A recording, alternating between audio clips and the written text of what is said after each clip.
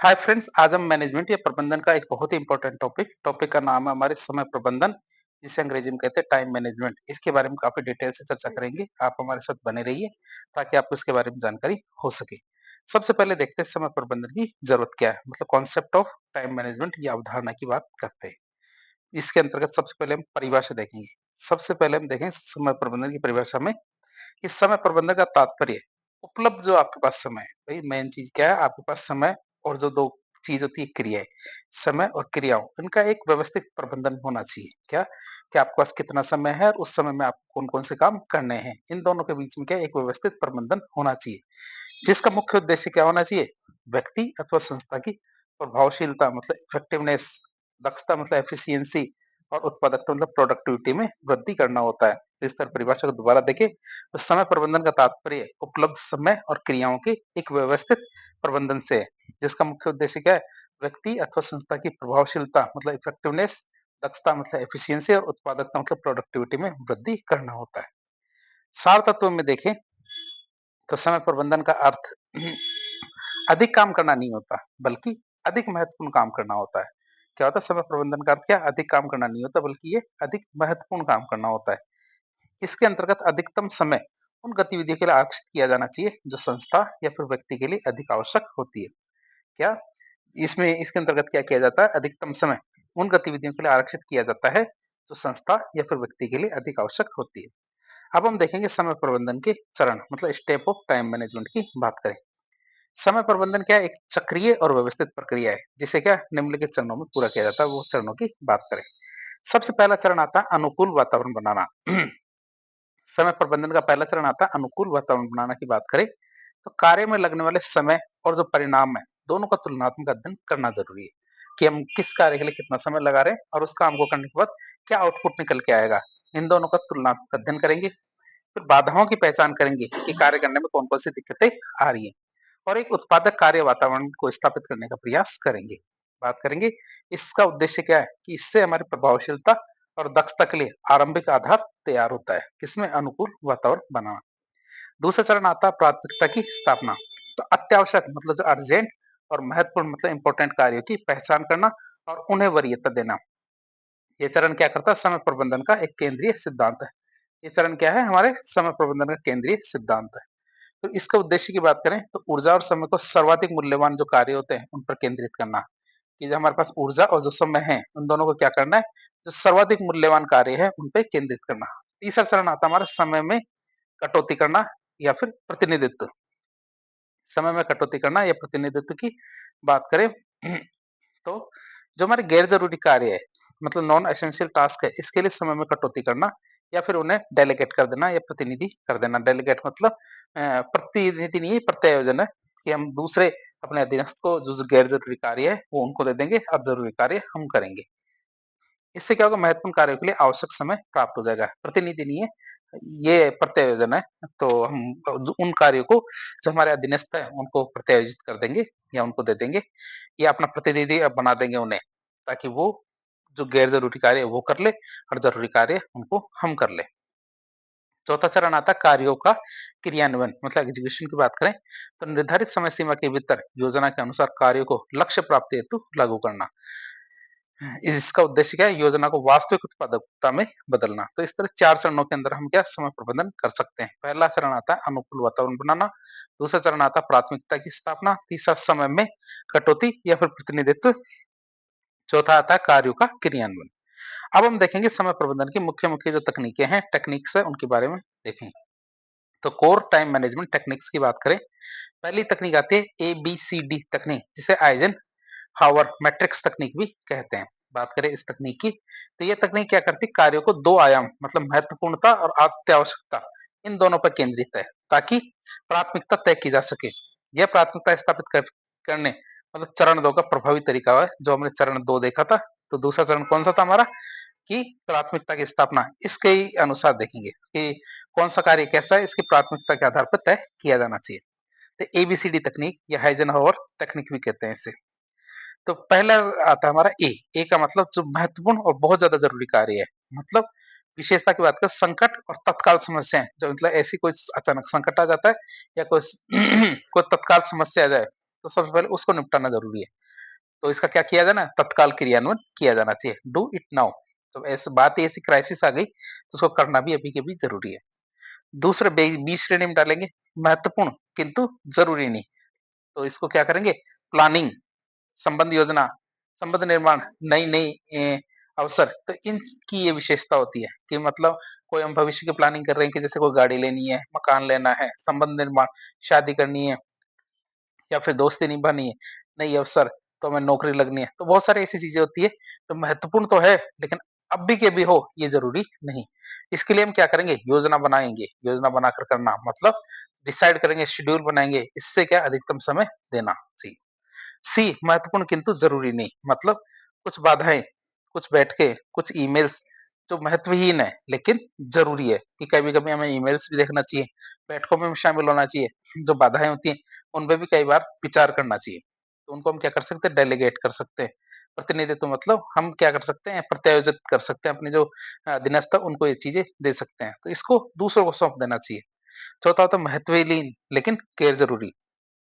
मतलब ऐसी चीज़ें जिस पे क्या समय की बर्बादी होती है, तुच्छ गतिविधियाँ होती हैं, उनकी बात करें, तो उनको हम क्या करेंगे, टालेंगे या फिर समाप्त करेंगे। टाल देंगे या फिर समाप्त कर देंगे। तो एबीसीडी तकनीक में हम 4 कैटेगरी में इसको बाँटते हैं। ए का मतलब महत्वपूर्ण और ज़रूरी, बी का मतलब महत्वपूर्ण किंतु ज़रूरी नहीं, तीसरा महत्वहीन किंतु ज़रूरी, चौथा महत्वहीन और गैर ज़रूरी। फिर एक टेक्निक आती है पैरेटो तकनीक। पैरेटो तकनीक क्या कहती है? 80-20 तकनीक है भी इसको कहते हैं। पैरेटो प्रिंसिपल है ये। मूल सिद्धांत क्या है इसका? अल्प कारण बहुल परिणाम। इसका मूल सिद्धांत क्या है? अल्प कारण बहुल सिद्धांत। ये अवधारणा क्या कहती है कि संपूर्ण गतिविधियों में से 20% गतिविधियां ही ऐसी होती है जो 80% परिणाम उत्पन्न करती है। पैरेटो तकनीक क्या कहती है कि जितने भी हम काम करते हैं या कोई भी संगठन काम करता है तो उसमें 20% ऐसी गतिविधियां होती है केवल, जो क्या है संगठन की या हमारे पूरे जीवन की 80% परिणाम उत्पन्न करती है। अब इसको समय प्रबंधन में कैसे उपयोग कर सकते हैं? उपलब्ध समय का 80% उन 20% महत्वपूर्ण गतिविधियों में विनियोजित किया जाना चाहिए, उसमें लगाया जाना चाहिए, जिससे क्या अधिकतम उत्पादन सुनिश्चित किया जा सके। क्या था पिकल जार सिद्धांत? क्या था पिकल जार थ्योरी की बात करें, इसका मूल विचार क्या है? यह सिद्धांत क्या करता है? महत्वपूर्ण कार्यों को पहले करने पर जोर देता है। जो महत्वपूर्ण काम होता है, तो महत्वपूर्ण काम को पहले करने पर जोर देता है। फिर बात करें एनालॉजी या उपमा की, यदि आप जार को एक 24 घंटे का दिन माने, 24 घंटे का दिन को हम एक जार मानते हैं, उसमें रेत मतलब महत्वहीन कार्य पहले भर देंगे, तो बड़े पत्थर मतलब महत्वपूर्ण कार्य के लिए कभी भी जगह नहीं बचेगी। ये तो आपको पता ही है कि एक थ्योरी होती है जिसमें एक पिकल जार लिया जाता है, जिसमें सबसे पहले बड़े पत्थर, फिर छोटे, फिर कंकड़ और रेत, इस तरह हम चीजें भरते जाएंगे, तो क्या है हमारा जो जार भर जाएगा। लेकिन आप उल्टा करें, ये पहले रेत भर दे मतलब जो गैर जरूरी कार्य है, महत्वहीन कार्य है, हमारे जीवन के अंदर पहले करने लग जाएँगे, तो जो हमारे कंकड़ होते हैं, मोटे पत्थर होते हैं, उनके लिए समय नहीं बचेगा या फिर उनके लिए जगह नहीं बचेगी। तो यही हमारे क्या पिकल जार सिद्धांत है। क्रियान्वयन की बात करें, आपको सबसे पहले बड़े पत्थर मतलब महत्वपूर्ण काम करने चाहिए। फिर छोटे पत्थर मतलब औसतन जो ज़रूरी काम होते हैं, वो करने चाहिए। और अंत में रेत, रेत का मतलब जो महत्वहीन या विक्षेपक कार्य है, उनको समय देना चाहिए। ये होती है हमारी पिकल जार थ्योरी। अब हम बात करें उन्नत समय प्रबंधन तकनीक, जो एडवांस्ड टाइम मैनेजमेंट टेक्निक्स की बात करें, पहले तकनीक आती है हमारे पोमोडोरो तकनीक। पोमोडोरो तकनीक की बात करें तो पोमोडोरो तकनीक क्या है? एक समय प्रबंधन की तकनीक या विधि है, जिसे 1980 के दशक में के अंत में फ्रांसिस्को सिरेलो के द्वारा विकसित किया गया था। किसने? फ्रांसिस्को सिरेलो के द्वारा इसको विकसित किया गया था। और यह तकनीक क्या है? गहन फोकस और नियमित ब्रेक के माध्यम से उत्पादकता बढ़ाने पर केंद्रित है। ये तकनीक क्या है? हमारे गहन फोकस और नियमित ब्रेक के माध्यम से क्या करेगी? उत्पादकता बढ़ाने पे केंद्रित है। अब बात करें इसके सिद्धांत और चरणों के बारे में, प्रिंसिपल और स्टेप्स की बात करें, सबसे पहले पोमोडोरो सेट करना, मतलब कि कार्य के लिए एक निश्चित समय निर्धारित करें और फिर उसका टाइमर शुरू कर दे कि भैया ये वाला काम मुझे इस समय करना है, और उस समय क्या है, एक टाइमर सेट कर देंगे। और ये टाइमर आमतौर पर क्या 25 मिनट का होना चाहिए, और इस 25 मिनट के दौरान केवल एक ही कार्य पर पूरी तरह से ध्यान केंद्रित करना चाहिए। ये हमारा पोमोडोरो तकनीक का पहला चरण है। फिर क्या करना चाहिए? हमें काम करना चाहिए, टाइमर बजने तक बिना किसी रुकावट के काम करें। यदि कोई विचार या विक्षेप डिस्ट्रक्शन आए, तो उसे एक कागज पर लिख ले और काम खत्म होने के बाद ही उस डिस्ट्रक्शन पे ध्यान दे। मतलब जो हमारा विक्षेप या दूसरा विचार आता है, उसके बाद ही ध्यान दे। मतलब 25 मिनट का टाइमर सेट किया, तो 25 मिनट तक केवल उस काम को करना चाहिए। फिर बात करें पहली तक ब्रेक की, शॉर्ट ब्रेक की बात करें, तो 25 मिनट का सत्र समाप्त होने पर एक छोटा-सा ब्रेक जो आमतौर पर 5 मिनट का हो, वो लेना चाहिए।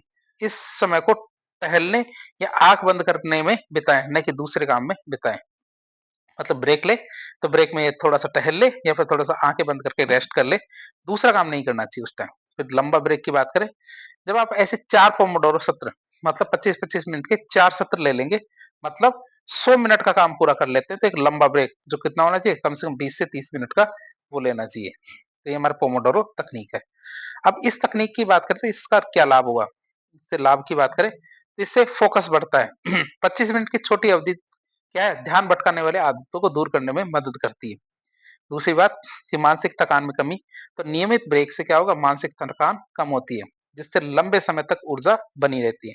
फिर काम की ट्रैकिंग की बात करें, तो ये तकनीक क्या है? आपको यह ट्रैक करने में मदद करती है कि किसी विशिष्ट कार्य को पूरा करने के लिए कितने पोमोडोरो लगते हैं। तो ये हमने इसके लाभ देखे पोमोडोरो तकनीक के। दूसरी तकनीक की बात करें, तो गेटिंग थिंग्स डन मतलब जीटीडी। तो डेविड एलन की बात करें, इन्होंने जीटीडी एक लोकप्रिय उत्पादकता प्रणाली है, उसको विकसित किया था। जो क्या है? एक विचार पर आधारित है कि व्यक्ति को अपने सभी कार्यों और प्रतिबद्धताओं को अपने मन से निकाल के एक बाह्य प्रणाली में दर्ज करना देना चाहिए। कि जो भी उसके कार्य और प्रतिबद्धता है, जो उसके दिमाग में है, उसको कहीं न कहीं लिख देना चाहिए। इसे कहते हैं गेट थिंग डन मतलब उसको लिख देना चाहिए। लिखने से क्या होता है? आप उसके प्रति क्या होते हैं? समर्पित हो जाते हैं। अब जीटीडी के चरणों की बात करें, तो जीटीडी मॉडल क्या है? मुख्य रूप से 5 चरणों पे आधारित है। पहला चरण आता है एकत्रित करना, मतलब कलेक्ट या कैप्चर की बात करें, तो अपने मन में आने वाले सभी कार्यों, विचारों और प्रतिबद्धताओं को एक टूल जैसे हमारी नोटबुक होती है, डिजिटल ऐप्स होते हैं, इनबॉक्स इनमें तुरंत दर्ज कर देना चाहिए जब वो विचार आए। ये किस सिद्धांत पे आधारित है? ये मस्तिष्क को सोचने के लिए मुक्त करे, याद करने के लिए नहीं है। कि मस्तिष्क हमेशा सोचता रहे, याद करने की ज़रूरत नहीं है। इस सिद्धांत पे आधारित है। दूसरा फिर स्पष्ट करना मतलब क्लैरिफाई या प्रोसेस की बात करें, प्रत्येक दर्ज की गई वस्तु को संसाधित करें कि यह क्या है? क्या यह एक कार्रवाई योग्य वस्तु है? इस चीज़ को चेक करें और यदि ये कार्रवाई योग्य वस्तु है, तो अगला कदम क्या है? इस चीज़ को निर्धारित करें। फिर संगठित करना, ऑर्गेनाइज़ करने की बात करें, तो सही का कार्यों को सही श्रेणी में रखें मतलब कैलेंडर करें मतलब समयबद्ध कार्यों का एक कैलेंडर बनाएँ कि साल के अंदर हमें कौन-कौन से कार्य करना है, दिन के अंदर कौन-कौन से कार्य करना है, तो इसका एक कैलेंडर तैयार करें। प्रोजेक्ट की सूचियाँ बनाएँ, अगले कार्य की सूचियाँ या फिर संदर्भ सामग्री तैयार करें। फिर आता है चिंतन मतलब रिफ्लेक्ट या रिव्यू, तो नियमित रूप से अपनी सूचियों मतलब जो साप्ताहिक समीक्षा है, इसकी समीक्षा करें। तो जो भी आपने सूचियाँ बनाई है, या आपने कैलेंडर बनाया है, उनकी क्या साप्ताहिक रूप से या दैनिक रूप से क्या समीक्षा करें। जो ये सुनिश्चित करता है कि आप सही प्राथमिकताओं पे काम कर रहे हैं या नहीं। फिर आता है जुड़ाव या क्रियान्वयन की बात करें तो संगठित सूचियों के आधार पे आत्मविश्वास से काम करना शुरू करें। जो भी आपने सूचियाँ बनाई है, जिसके अनुसार काम करने की आप बात कर रहे हैं, तो उन सूचियों के आधार पर आत्मविश्वास से काम करना शुरू करें, ये जानते हुए कि आप सही काम कर रहे हैं। तो इस तरह हमने देखा इसके 5 चरण हैं, जीटीडी मॉडल के गेटिंग थिंग्स डन। तो पहला मॉडल का पहला चरण था एकत्रित करना, दूसरा स्पष्ट करना, तीसरा संगठित करना, चौथा चिंतन करना और 5वां जुड़ाव या क्रियान्वयन। अब इस तकनीक के क्या-क्या फायदे एडवांटेज की बात करें, जिससे तनाव में कमी आती है। मन से सभी कार्यों को निकाल देने से क्या होता है मानसिक बोझ जो मेंटल कल्चर है ये और तनाव है ये दोनों कम होते हैं। फिर नियंत्रण की भावना जो कि सभी प्रतिबद्धता क्या है व्यवस्थित रूप से दर्ज होती है। इसलिए क्या होता है व्यक्ति को अपने जीवन और कार्यों पर अधिक नियंत्रण महसूस होता है। इसके जरिए क्या होता है जीवन और कार्यों पर दोनों पर नियंत्रण महसूस होता है जब चीजें ठीक से होती है। इस सटीक निर्णय की बात करें जब कार्य स्पष्ट और व्यवस्थित होते हैं तो ये जानना बहुत आसान हो जाता है कि किसी समय पर क्या कार्य सबसे ज्यादा महत्वपूर्ण है। तो इस तरह आज एक लेक्चर के जरिए हमने समय प्रबंधन या टाइम मैनेजमेंट के बारे में काफी डिटेल से जानने की कोशिश की। तो इस प्रकार के इन्फॉर्मेटिव वीडियो देखने के लिए हमारे चैनल से जुड़े। वीडियो पसंद आए तो वीडियो को लाइक करें, चैनल को सब्सक्राइब करें, अपने दोस्तों के साथ शेयर करें। धन्यवाद।